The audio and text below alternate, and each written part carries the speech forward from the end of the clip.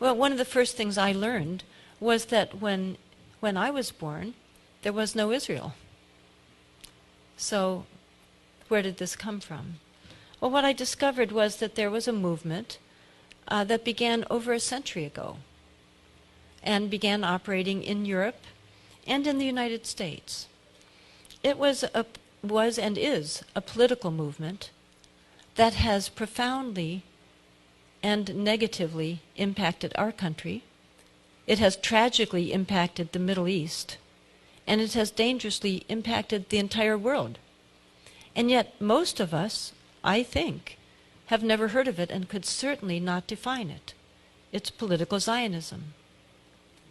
This was a movement to create a Jewish state in Palestine.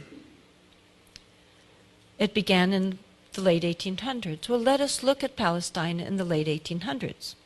It was what we largely think of now as a somewhat multicultural land, in that it was about 80% Muslim, about 15% Christian, and about 5% Jewish, all living together quite successfully. There are mosques, synagogues, churches throughout Palestine, throughout the Middle East, and throughout North Africa. These populations had been living without conflict for centuries. But this movement was created largely in Israel, largely in Europe, and then taken up at the same time in the U.S., to create a Jewish state on land that was already inhabited, in which 95% were not Jewish. Therefore, this would involve, and this was known by the leadership, even though many followers didn't know it, this would mean that 95% of those people were going to be dispossessed by money, if possible, by force, if necessary. This was written in Zionist journals early on. Now, my book and my talk concentrates on the U.S. aspect of all of this. What surprised me in my research is how early and how active this movement was in the United States, a movement I'd never heard of, although I was born here, and my parents were born here, and some ancestors go back to the beginning. It turns out that this was a very significant movement long before my parents were born. And then by 1910, there were already 20,000 Zionists in the U.S. They included lawyers, professors, and businessmen. It was already in 1910 a movement to which congressmen listened. Then in 1912, we had a very significant development. A prominent lawyer named Louis Brandeis became a Zionist. Brandeis not only didn't just become a Zionist, within about 2 years, he then became the head of World Zionism. This was public. It's not some secret knowledge, it's just that most of us don't know it. And then within a few years, he was also a Supreme Court justice, named by Woodrow Wilson. When you're a Supreme Court justice, you're supposed to resign your various board memberships and affiliations, because you're supposed to not have any conflict of interest but be neutral. So he did resign his leadership of World Zionism, but in reality he continued it.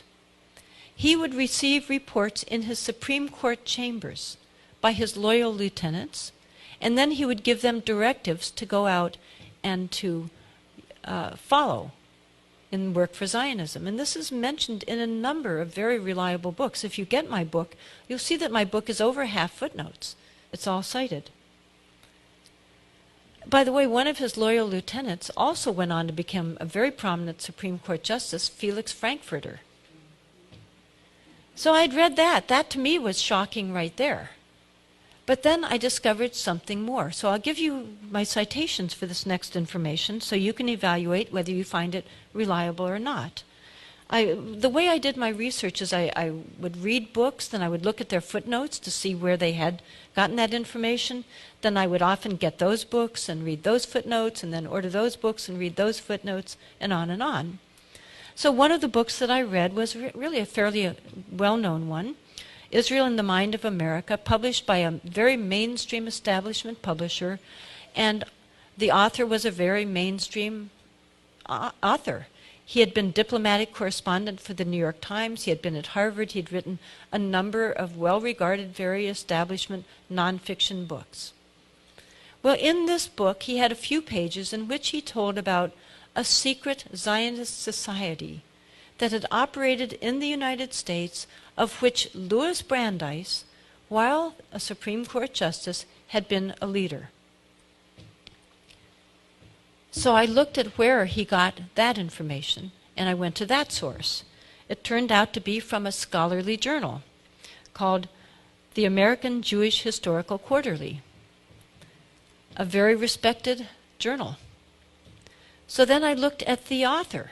Well, is this a reliable author? Who wrote this very, to me, explosive information?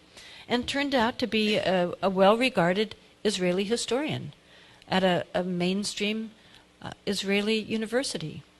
She had written an article in 1975 called The Parashim, a secret episode in American Zionist history.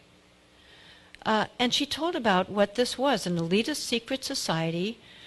The word meant Pharisees and separate. They would go around the country and influence people to push this Zionist agenda.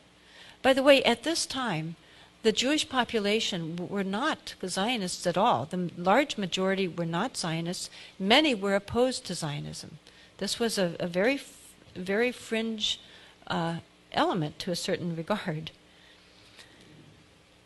Then in this secret society, they even had a secret induction ceremony, so that when somebody joined this society, and many, their membership included professors,